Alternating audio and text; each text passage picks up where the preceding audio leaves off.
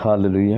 വേഗമരുന്നവനായ ക്രിസ്തുയേശുവിൻ്റെ നാമത്തിൽ the holy spirit Chittiyamundakkal YouTube channel കാണുന്ന ലോകത്തുള്ള എല്ലാ സഹോദരി സഹോദരന്മാർ, മാതാപിതാക്കൾ, കുഞ്ഞുങ്ങൾ, പിതാക്കന്മാർ, അഭിഷക്തന്മാർക്ക് എല്ലാവർക്കും ക്രിസ്തുയേശുവിൻ്റെ നാമത്തിൽ എൻ്റെ ഹാർദവമായ സ്നേഹവന്ദനത്തെയും നന്ദിയും അറിയിക്കുന്നു. കർത്താവ് എല്ലാവരെയും ധാരാളമായി അനുഗ്രഹിക്കട്ടെ. ഇന്ന് യെശയ്യാപ്രവചനത്തിൻ്റെ പുസ്തകം അതിൻ്റെ 40-5 വാക്യം. യഹോവയുടെ മഹത്വം വെളിപ്പെടും, സകല ജഡവും ഒരുപോലെ അതിനെ കാണും, യഹോവയുടെ വായല്ലോ അരുൾ ചെയ്യുന്നത്. കേട്ട ഒരുത്തൻ വിളിച്ചു പറയുന്നത്, മരുഭൂമിയിൽ യഹോവയ്ക്ക് വഴിയൊരുക്കുവിൻ, നിർജ്ജന പ്രദേശത്ത് നമ്മുടെ ദൈവത്തിന് ഒരു പെരുവഴി നിരപ്പാക്കുവിൻ. എല്ലാ താഴ്വരയും താണും എല്ലാ മലയും കുന്നും താണും വരണം, വളഞ്ഞത് ചൊവ്വയായി ദുർഘടങ്ങൾ സമമായി തീരണം. യഹോവയുടെ മഹത്വം വെളിപ്പെടും, അത് സകല ജഡവും അതിനെ ഒരുപോലെ കാണും, യഹോവയുടെ വായല്ലോ അരുൾ ചെയ്യുന്നത്. മഹാപരിശുദ്ധനും സ്വർഗീയ പിതാവേ, കർത്താവേ, വചനമായി നിൽക്കുമ്പോൾ കർത്താവേ ജനത്തോട് സംസാരിക്കണം. കർത്താവേ, അനേകർ കഷ്ടതയിലും ഭാരത്തോടെ ഇരിക്കുന്ന ജനങ്ങളുണ്ട്, പ്രയാസത്തോടെ ഇരിക്കുന്നവർ, രോഗത്തോടെ ഇരിക്കുന്ന വ്യക്തി ജീവിതങ്ങളുണ്ട്. യേശുവിൻ്റെ നാമത്തിൽ ഓരോ കുടുംബത്തിൻ്റെ രോഗശക്തികൾ യേശുവിൻ്റെ നാമത്തിൽ വിട്ടുമാറുവാൻ, രോഗത്തിൻ്റെ വ്യാപാര ശക്തികൾ മാറുവാൻ കൽപ്പിക്കുന്നു. യേശുവിൻ്റെ നാമത്തിൽ പൂർണ്ണമായ ഒരു സൗഖ്യത്തെ കൽപ്പിക്കുന്നു. അൻഹേ ലബോനി ഹസ്തി റിയ ഹസ്താന ഹസ്തിയ നജോര ഹബൂന ഹത്തിയ.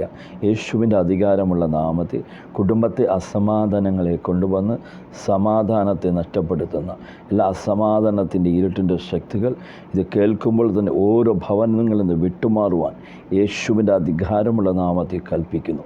അൻബോ റബാന ഹത്തി സബദല ഘടകസ്യ. നിരാശയിലിരിക്കുന്ന വ്യക്തി ജീവിതങ്ങളെ യേശുവിൻ്റെ നാമത്തിൽ പോരാട്ട ശക്തികൾ മാറുവാൻ കൽപ്പിക്കുന്നു. ഇരുട്ടിൻ്റെ വ്യാപാര ശക്തികൾ മാറട്ടെ. കുടുംബത്തെ ഓരോ വ്യക്തി ജീവിതങ്ങൾ, നിരാശയിലിരിക്കുന്ന വ്യക്തികൾ യേശുവിൻ്റെ നാമത്തിൽ ക്രിസ്തുവിൻ്റെ സമാധാനത്തെ പകരുന്നു. കർത്താവേ, ഞെരുങ്ങിയിരിക്കുന്ന കുടുംബങ്ങളുണ്ട്. അൻഷക്കലി റിയ ബഹസ്തിയ. അവിടുന്ന് അവർക്ക് പുതുവാതിലുകളെ സ്വർഗം തുറന്നതിനായി നന്ദി പറയുന്നു. അൻഷിക്കലി റീമി ഹത്തുന ഹത്തിയ. കർത്താവേ, ലോകത്തിൻ്റെ വിവിധ ഭാഗങ്ങൾ അൻഷക്കലേരിയ ബഹസ്തിയ. കർത്താവേ, അനേകർ കഷ്ടതയിലും ഭാരത്തിലും ജോലിയില്ലാതിരിക്കുന്ന അവസ്ഥകളുണ്ട്. യേശുവിൻ്റെ നാമത്തിൽ അവർക്ക് പുതുവാതിലുകളെ കർത്താവോടുന്ന് തുറന്നതിനായി നന്ദി പറയുന്നു. അൻബി റബാന ഹത്തു ഷകല അഡാന ഹസ്തിയ. കർത്താവേ, ഈ വചനം കേൾക്കുന്ന ഓരോ ജനത്തെയും അവരുടെ ജീവിതത്തിൽ സമർപ്പിക്കുന്നു. അവരുടെ ജീവിതത്തിൽ അത് 30, 60, 100 ഇനി ഫലം കായ്ക്കുവാൻ ഇടവരണമേ. ഓരോ വ്യക്തി ജീവിതങ്ങളെ അനുഗ്രഹിക്കുന്നു. വചനമായി നിൽക്കുമ്പോൾ അടിയനെ അവിടുത്തെ കരങ്ങളിൽ സമർപ്പിക്കുന്നു. എൻ്റെ പിന്നിൽ മറച്ച് പരിശുദ്ധാത്മാവ് സംസാരിക്കണം. അടിയനെ താഴ്ത്തി സമർപ്പിക്കുന്നു. യേശു ക്രിസ്തുവിൻ്റെ ധന്യമുള്ള നാമത്തിൽ പിതാവേ, ആമേൻ. എന്നെ കേൾക്കുന്ന പ്രിയ സഹോദരന്മാരെ, യഹോവയുടെ മഹത്വം വെളിപ്പെടണമെങ്കിൽ നമ്മുടെ ജീവിതത്തിൽ 10 കാര്യങ്ങൾ ചെയ്തെങ്കിൽ മാത്രമേ യഹോവയുടെ മഹത്വത്തെ നമ്മുടെ ജീവിതത്തിൽ വെളിപ്പെടുവാൻ സാധിക്കത്തുള്ളൂ. യഹോവയുടെ മഹത്വം അത് ദൈവത്തിൻ്റെ പരിശുദ്ധാത്മാവാണ്. പരിശുദ്ധാത്മാവ് ലഭിക്കുവാൻ അനേകരുണ്ട് സഭകളിൽ തന്നെ. അതിന് ജീവിതത്തിൽ ഒന്നാമത്തെ കാര്യം, നമ്മുടെ വാക്കുകളെ സൂക്ഷിച്ച് ഉപയോഗിക്കുക. വേദപുസ്തകത്തിലെ ഒരു ഉദാഹരണം ഞാൻ നിനക്ക് കാണിച്ചു തരാം. സംഖ്യാപുസ്തകത്തിൽ നമ്മൾ അതിൻ്റെ 14-ാം അധ്യായത്തിൽ നമ്മൾ വായിക്കുമ്പോൾ കാണുവാൻ സാധിക്കും, ദൈവം നിയമിച്ച തൻ്റെ അഭിഷക്തന്മാർക്കെതിരെ ജനം പിറുപിറുത്തതായി കാണുവാൻ സാധിക്കും. ഒന്നാമത്തെ കാര്യം, ദൈവം നിയമിച്ച അഭിഷക്തന്മാർക്കെതിരെ നമ്മൾ ശബ്ദിക്കാതിരിക്കുന്നതാണ് നല്ലത്. നമുക്ക് അറിയാത്ത കാര്യങ്ങൾ ആരെങ്കിലും പറഞ്ഞു കേട്ട് ഊഹാപോഹങ്ങൾ വെച്ച് ന്യായം വിധിക്കരുത്. അങ്ങനെ ന്യായം വിധിക്കുന്ന വ്യക്തിയാണോ നീ? അങ്ങനെ ന്യായം വിധിക്കുന്ന സഹോദരിയാണോ നീ? അങ്ങനെ ന്യായം വിധിക്കുന്ന പിതാവാണോ നീ? ഒരിക്കലും യഹോവയുടെ മഹത്വം നിനക്ക് നേടുവാൻ സാധ്യമല്ല. മറ്റുള്ളവരെ ശ്രേഷ്ഠനാണെന്ന് എണ്ണുവാൻ സാധിക്കണം. സംഖ്യാപുസ്തകം നമ്മൾ 14-ാം അധ്യായത്തിൽ വായിക്കുമ്പോൾ കാണുമ്പോൾ 2 മുതൽ ഇസ്രായേൽ മക്കൾ എല്ലാവരും മോശയും ആരോഹനും വിരോധമായി പിറുപിറുത്തു. സഭയൊക്കെയും അവനോട് മിസ്രയീമിൽ വെച്ച് ഞങ്ങൾ മരിച്ചു പോയിരുന്നെങ്കിൽ കൊള്ളാമായിരുന്നു, അല്ലെങ്കിൽ ഈ മരുഭൂമിയിൽ വെച്ച് ഞങ്ങൾ മരിച്ചു പോയിരുന്നെങ്കിൽ കൊള്ളാമായിരുന്നു. വാളാൽ വീഴേണ്ടതിന് യഹോവ ഞങ്ങളെ ഈ ദേശത്തിലേക്ക് കൊണ്ടുപോകുന്നത് എന്തിന്? ഞങ്ങളുടെ ഭാര്യമാരും മക്കളും കൊള്ളയായി പോകുമല്ലോ. ഇസ്രായേലിലേക്ക് മടങ്ങിപ്പോകുകയല്ലയോ ഞങ്ങൾക്ക് നല്ലതെന്ന് പറഞ്ഞ് നാം ഒരു തലവനെ നിശ്ചയിച്ചു. എന്നെ കേൾക്കുന്ന പ്രിയ സഹോദരന്മാരെ, നീ യഹോവയുടെ മഹത്വം, ദൈവത്തിൻ്റെ പരിശുദ്ധാത്മാവിനെ നേടണമെങ്കിൽ നിൻ്റെ ജീവിതത്തിൽ ഒന്ന്, നീ മറ്റുള്ളവരെ ശ്രേഷ്ഠനാണെന്ന് എണ്ണുവാൻ സാധിക്കണം.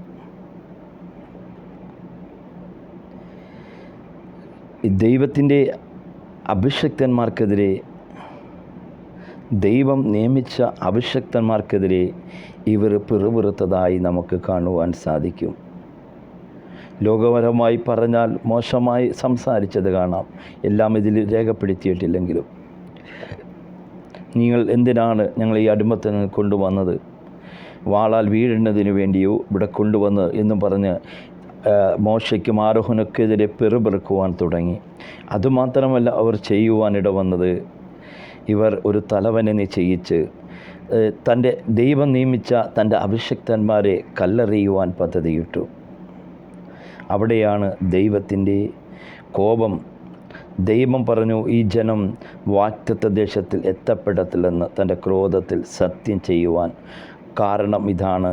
ഒന്ന്, ദൈവം നിയമിച്ച തൻ്റെ അഭിഷിക്തന്മാർക്കെതിരെ അവർ കൂടി പദ്ധതിയിട്ടു ഈ അഭിഷക്തനെ തകർക്കണമെന്ന്. അങ്ങനെ പദ്ധതിയിട്ടപ്പോൾ, കല്ലെറിയണമെന്ന് പദ്ധതിയിട്ടപ്പോൾ, അവർ കല്ലെറിയുവാൻ പദ്ധതിയിട്ട വേളയിൽ യഹോവയുടെ മഹത്വം കൂടാരത്തിൽ വെളിപ്പെട്ടതായി നമുക്ക് കാണുവാൻ സാധിക്കും. ദൈവത്തിൻ്റെ പരിശുദ്ധാത്മാവിനെ നിൻ്റെ ജീവിതത്തിൽ ലഭിക്കണമെങ്കിൽ ഒന്ന്, നീ ദൈവത്തിൻ്റെ വചനത്തെ പാലിക്കുന്നവനായി, ദൈവത്തിൻ്റെ കൽപ്പനയെ പാലിക്കുന്ന വ്യക്തിയായി മാറണം. രണ്ട്, നീ അഭിഷക്തന്മാർക്കെതിരെ, പരിശുദ്ധാത്മാവ് നിറഞ്ഞ അഭിഷക്തന്മാർക്കെതിരെ, അഭിഷക്തിക്കെതിരെ, നിൻ്റെ വിചാരങ്ങളിൽ, ചിന്താമണ്ഡലങ്ങളിൽ നിന്ന് വരുന്ന നിരൂപണങ്ങൾ വെച്ച് ഒന്ന് നീ അവനെ അളക്കരുത്. രണ്ടാമത്തെ കാര്യം, ഇല്ലാത്ത കാര്യങ്ങളിൽ മറ്റുള്ളവരോട് പറയരുത്. അങ്ങനെ നീ പറയുന്ന വ്യക്തിയാണോ, ഒരിക്കലും ദൈവത്തിൻ്റെ മഹത്വത്തെ, ദൈവത്തിൻ്റെ പരിശുദ്ധാത്മാവിനെ നിനക്ക് നേടുവാൻ സാധ്യമല്ല. നിൻ്റെ ശബ്ദമുണ്ടല്ലോ, നിൻ്റെ വാക്ക് വളരെ മാധുര്യമുള്ള വാക്കുകൾ പുറപ്പെടട്ടെ. ജീവനും മരണവും നാവിൻ്റെ അധികാരത്തിലിരിക്കുന്നു. അതിന് ഇഷ്ടമുള്ളവർ അതിൻ്റെ ഫലം അനുഭവിക്കും. അതെ, നീ ജീവിക്കണോ മരിക്കണോ എന്നുള്ളത് നിൻ്റെ നാവിൻ്റെ അധികാരത്തിലായിരിക്കുന്നത്.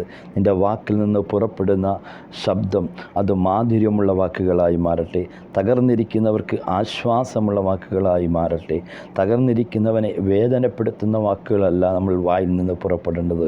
തകർന്നിരിക്കുന്നവനെ ആശ്വസിപ്പിക്കുന്ന ലാവണ്യവാക്കുകൾ നമ്മുടെ ഹൃദയത്തിൽ നിന്ന് പുറപ്പെടട്ടെ, നമ്മുടെ വായിൽ നിന്ന് പുറപ്പെടട്ടെ. ഹൃദയത്തിലുള്ളതാണ് അത് വായിൽ നിന്ന് പുറപ്പെടുന്നത്. മത്തായിയുടെ സുവിശേഷത്തിൽ നമ്മൾ വായിക്കുന്നത് പോലെ, നിൻ്റെ ഹൃദയത്തിൽ എന്താണ് ഇരിക്കുന്നത്? അശുദ്ധിയാണോ ഇരിക്കുന്നത്? വായിൽ നിന്ന് പുറപ്പെടുന്നത് അശുദ്ധി വാക്കുകളാണ്.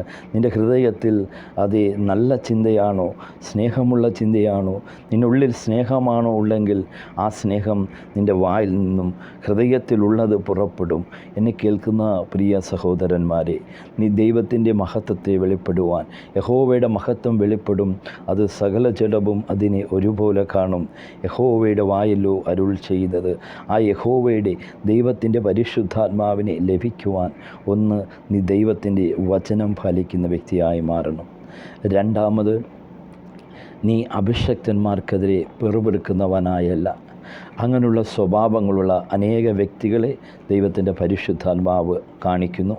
അങ്ങനെയുള്ള വ്യക്തികൾ ഇപ്പോൾ തന്നെ മാനസാന്തരപ്പെടുവാൻ ദൈവത്തിൻ്റെ പരിശുദ്ധാത്മാവ് ആഹ്വാനം ചെയ്യുന്നു. ജീവനും മരണവും നാവിൻ്റെ അധികാരത്തിലിരിക്കുന്നു.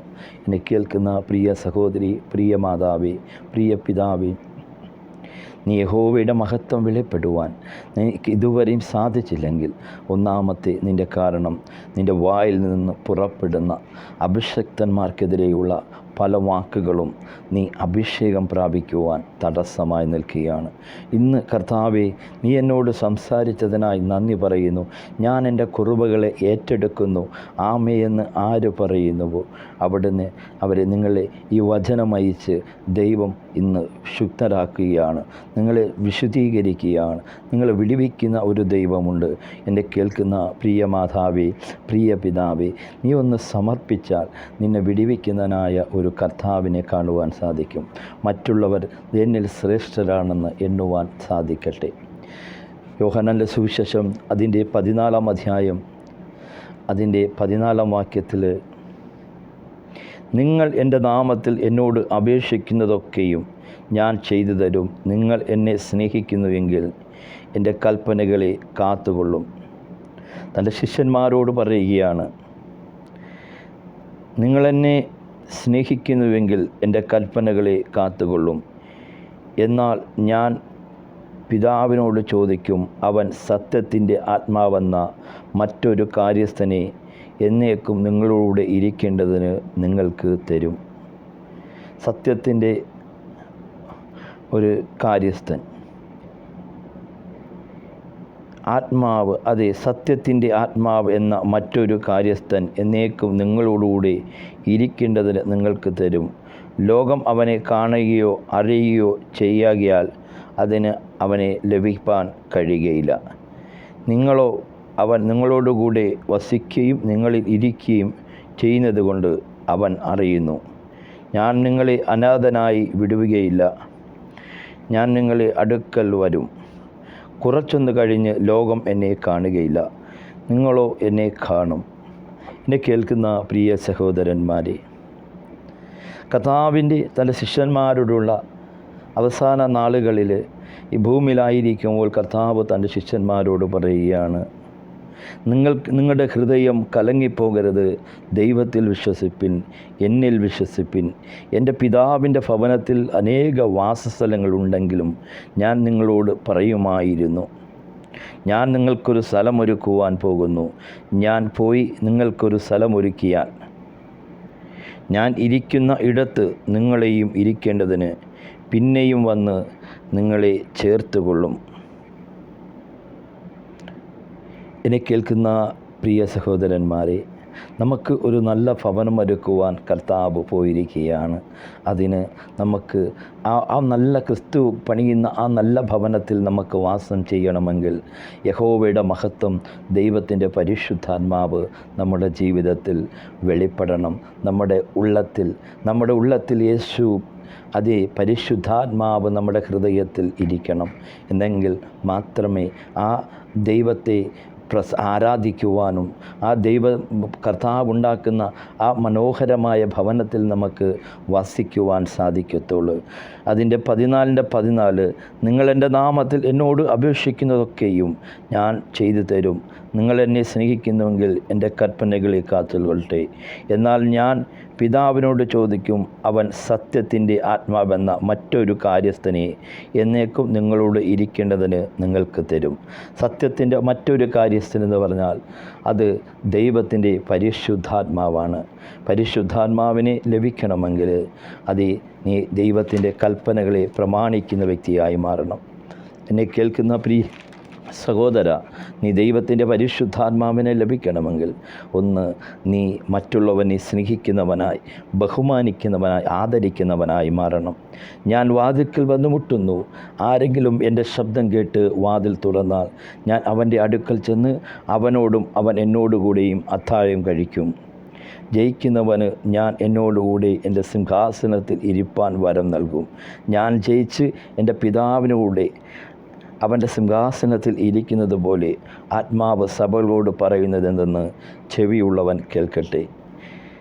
ഹൗഷലറഹത്തു നഹസ്തിയ, ഞാൻ വാതിൽക്കൽ വന്ന് മുട്ടുന്നു. ആരെങ്കിലും എൻ്റെ ശബ്ദം കേട്ട് വാതിൽ തുറന്നാൽ ഞാൻ അവൻ്റെ അടുക്കൽ ചെന്ന് അവൻ എന്നോടുകൂടെയും അത്താഴം കഴിക്കും. എന്നെ കേൾക്കുന്ന പ്രിയ സഹോദര, നിൻ്റെ വാതിൽക്കൽ വന്ന് കർത്താവ് മുട്ടുകയാണ്.